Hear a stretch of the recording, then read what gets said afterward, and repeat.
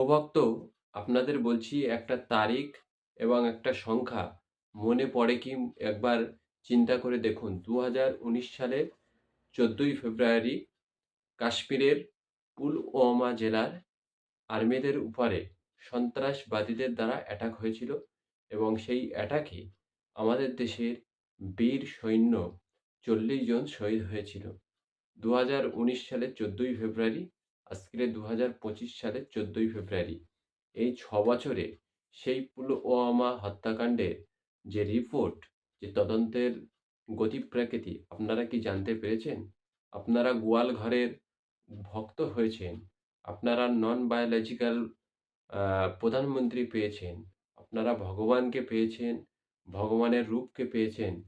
কিন্তু বাস্তবতার অর্থে এদেশের যারা রিয়েল হিরো, এদেশের যারা বীর, এদেশের যারা অতন্দ্র প্রহরী, তাদেরকে হত্যা করে চলে গেল আমাদের শত্রু দেশ পাকিস্তান। অথচ এই পাকিস্তানিদের এই দেশে এনে, পাকিস্তানিদের কাশ্মীরের মধ্যে পুলওয়ামা জেলার মতো একটি জেলার মধ্যে এনে কে এবং কারা এই হত্যাকাণ্ড করিয়েছিল তার রিপোর্ট কি আপনারা পেয়েছেন? বা আপনারা সেই কথাটি আপনাদের যারা রাজনৈতিক গুরু, ভক্তীয় গুরু আছে তাদেরকে কোনোদিন জিজ্ঞাসা করতে পেরেছেন? আপনারা গোয়াল ঘরের ভক্ত হয়েছেন, নন বায়োলজিক্যাল ব্যক্তির ভক্ত হয়েছেন, ভগবানের রূপের ভক্ত হয়েছেন। অথচ আমাদের দেশের এই বাস্তবতার অর্থের যারা নায়ক, তাদেরকে যারা চক্রান্ত করে আ শহীদ করেছে, যারা করিয়েছে তাদের কি কোনো সাজা হয়েছে? এতগুলো প্রশ্ন আপনাদের মনে কি কোনোদিন জেগেছে? যদি জেগে না থাকে তাহলে আপনারা কি করে গোয়াল ভক্ত হলেন? কি করে গরুর ভক্ত হলেন?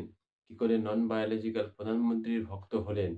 কিভাবে এদেশের ভক্তি ভরা সন্তান হলেন? যদি আমাদের দেশের ক্ষতি যারা করেছে তাদের শাস্তিই আপনি না চাইতে পারেন, না দিতে পারেন, তাহলে আপনি এদেশের ভক্ত কিভাবে সাজতে পারেন? আসলে একটি কথা আমাদের মনে পড়ে। আমরা বাঙালি তো, বাঙালি স্বাধীনতার জন্য পাঞ্জাবিদের পরে যদি সবথেকে বেশি কোনো জাতি স্বাধীনতার জন্য শহীদ হয়ে থাকে, সেই জাতির নাম বাঙালি। আপনি তো বাঙালি, কিন্তু যারা স্বাধীনতার সময় সবথেকে বেশি ত্যাগ করেছিল সেই বাঙালি সমাজকে যারা আজও ঘৃণার চোখে দেখে, সেই হিন্দি সাম্রাজ্যবাদী শক্তিরা স্বাধীনতার বিরোধী ছিল। অর্থাৎ স্বাধীনতা পাওয়ার জন্য যখন বাঙালি বিপ্লবীরা প্রাণকে উৎসর্গ করছে, তখন ব্রিটিশদের গোলামি করে, ব্রিটিশদের কাছে মুচলেকা দিয়ে, ব্রিটিশদের পা চেটে যারা গোলামি করেছিল, আপনারা তাদের ভক্ত হয়েছেন। এই দেশের ভক্ত এখন আপনারা হতে পারেননি।